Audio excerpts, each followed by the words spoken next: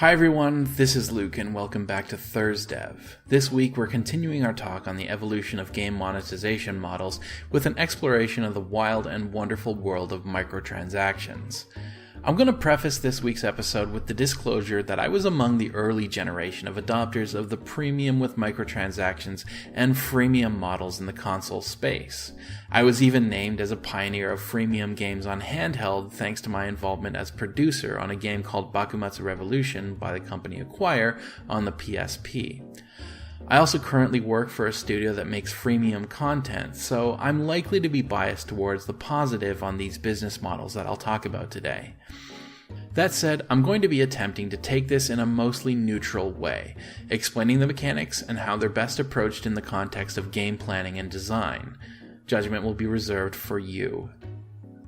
All that aside, today I wanted to explain what microtransactions are. We've mostly all heard about them, but aside from a way to charge money for content, I think there's a lot of lack of real knowledge on what they are, how they're defined, and what kinds there are. So today I'd like to talk a little bit about some common microtransaction models and how they work. You've already probably been exposed to the concept of the freemium monetization model. If freemium doesn't ring a bell, you may also have heard of it referred to as free-to-play, free with microtransactions, or the more derogatory but commonly referred to pay-to-win model. Though John and I have already had a choice words about the concept that freemium games are pay-to-win in a previous episode of Serious Sunday.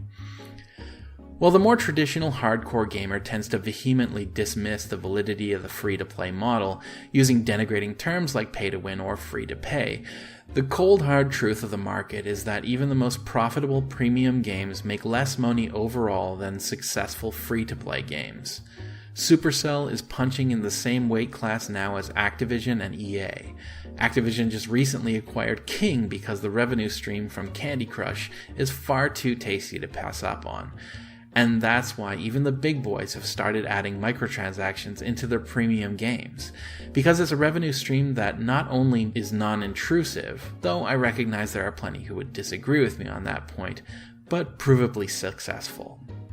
The simple version of the freemium or free with microtransactions model is a game that's fundamentally free for the player to install and play, but includes a certain element that the player is able to pay for.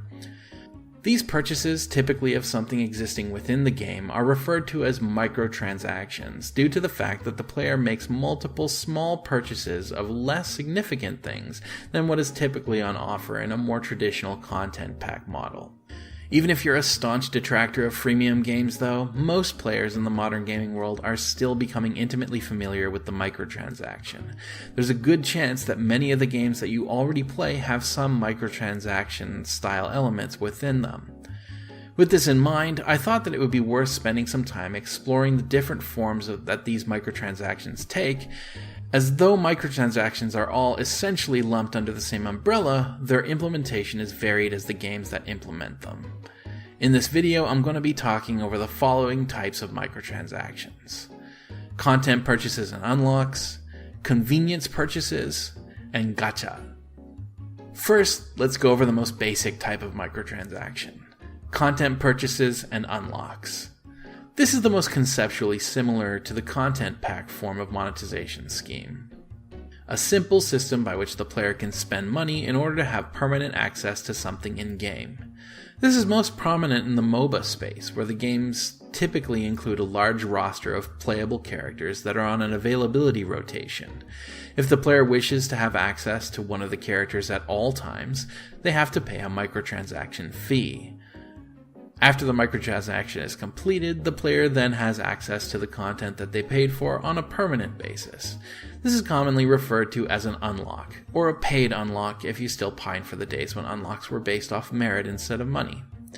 In the MOBA, this has become a fairly common accepted model, though at one point early in the history of microtransactions, even the paid unlock was reviled, particularly before many developers had the sense to avoid making purchased items that were also consumable. The same microtransaction model is also used in the purchase of items and other objects in-game like weapons. Generally speaking, the object that's to be purchased would be something readily available in the game through some means, though rare or difficult to attain. Following this monetization model, the item could also be bought with the premium or hard currency, which is typically only given to the player very sparingly, forcing the player to grind in order to make enough currency to purchase their premium content. It should be noted that this is differentiated from the content pack for two reasons.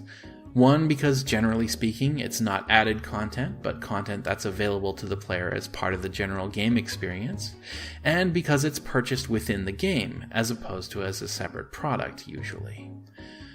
The unlock and premium item purchase is probably the easiest of the three microtransaction models to design for, as they necessitate only limiting access to a certain group of items, characters, or otherwise in the game that the players will not suffer for not having normally.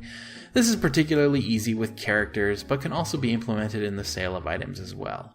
It behooves the content creator to make these available in small portions to the player in order to give them the opportunity to try the content out before they commit to a purchase. This was the business model that Acquire made most frequent use of when we were starting our freemium console games business, though this was before wide usage of internal premium currencies, so everything was handled with individual purchases. Not recommended, if nothing else, then from a paperwork standpoint. Managing 30 or 40 separate SKUs for a single game is not fun for anyone involved. Stick to in-game transactions, or paid premium currency. Moving along, we come to the convenience purchase. These are a less tangible item that the player purchases, and for that reason are also significantly less accepted by the gaming community at large. Most prevalent in builder-type games, the convenience purchase allows the player to skip waiting for something. Of course, this necessitates the game having mechanics that require the player to wait for certain things to complete. The convenience purchase circumvents these timers, also known as time gates, instantly finishing builds or other timed actions, allowing the player to essentially buy time. This monetization model also frequently includes another slightly larger step wherein the player can purchase not just time, but in-game currency as well, skipping the need to grind for currency. While traditionally implemented in what were primarily referred to as social games like Farmville, currency-type convenience purchases have even shown up in high-profile games like Grand Theft Auto 5, which allows you to buy in-game money through an external purchase known as shark cards. These could also be considered content packs as they're external to the game, but really they fit neatest into the microtransaction umbrella. Many players are understandably tired of the proliferation of time-gated content in games. It's become ubiquitous, even in instances where they aren't able to be rushed through microtransaction. Dragon Age Inquisition included real-time gated missions in the game's war room, and the recent Assassin's Creeds have a fleet of ships that also take real time to finish missions in. The stress of waiting an entire day for results in a video game is more than enough to motivate some players to monetize, though I would stress that it should be one of the central mechanics of your game if you do intend to make use of it.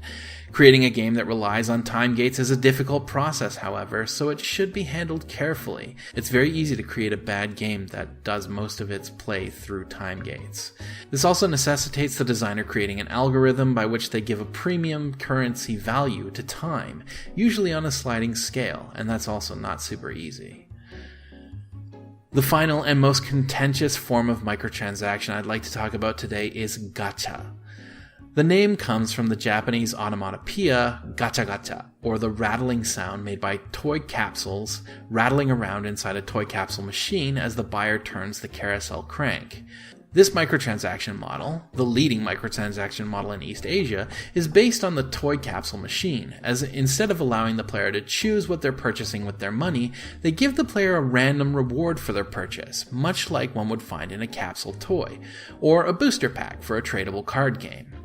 This system of random rewards is appealing to some players as it raises anticipation and excitement of the purchase, and it creates an economy of randomness, which is interesting. It also is appealing to the content creator as it has more potential for purchase, but it also has been likened to gambling to such a point that in 2012, the completion gacha, or kompu gacha, permutation of the gacha was illegalized in Japan. The issue with Kompu Gacha was in its incentivization of repeated purchases through a set bonus type reward, where the player would be given a high value reward if they could get all of the items in a full set. Unfortunately, because at least one item in any set was exceedingly rare usually, at sometimes in the order of a few thousandths of a percent, it was far too similar to a casino jackpot for the Japanese government's comfort, and so it was shut down in 2012. The completion gacha was replaced afterward with a more legally agreeable box gacha, which follows similar principles, but instead of being infinitely random, instead the player buys individual pulls of gacha from a finite amount of available items in a virtual box of, say, 200, with a guarantee of a specific number of each item in the so-called box, meaning that if they emptied the box, by playing 200 times, they would be guaranteed to get all of the items in the list, and removing many of the more glaring parallels to gambling, which the Japanese government was willing to accept. The gacha mechanic is also seen in high-profile games like Overwatch and Borderlands 2 in the West, though completion gacha and box gacha are by and large non-existent in the Western market. As one would expect, a reasonable gacha mechanic will necessitate that there be something collectible for the player to be attempting to gain. This means designing a lot of additional content that's gated, mostly exclusively within the gacha itself. It can be a secondary mechanic like it is in Overwatch or League of Legends, offering cosmetic items, but it must still be something that the player is actively seeking, in many cases a long-term player goal. Due to its randomness, of course, caution should be exercised so that the player doesn't feel that they're being milked for cash in an attempt to force trash items on them with the mostly unfulfilled promise of something that the player will want somewhere within their gacha or random pulls. Hearthstone does a good job with their gacha mechanics through the implementation of what's colloquially referred to as a pity rare, or the elevation of chance to receive a rare drop the longer that the player hasn't gotten one. None of these microtransaction models need to live in a vacuum either. It's not at all uncommon to see 2 or 3 of these different types of microtransaction models working in concert in a single game.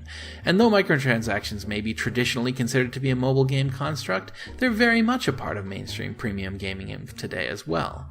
Just as much so as content packs have been in the past. Even high-profile titles like Overwatch employ a gacha model for its loot boxes, but also a paid unlock system to bypass the need for the gacha altogether. And this concludes our look at microtransactions for the week.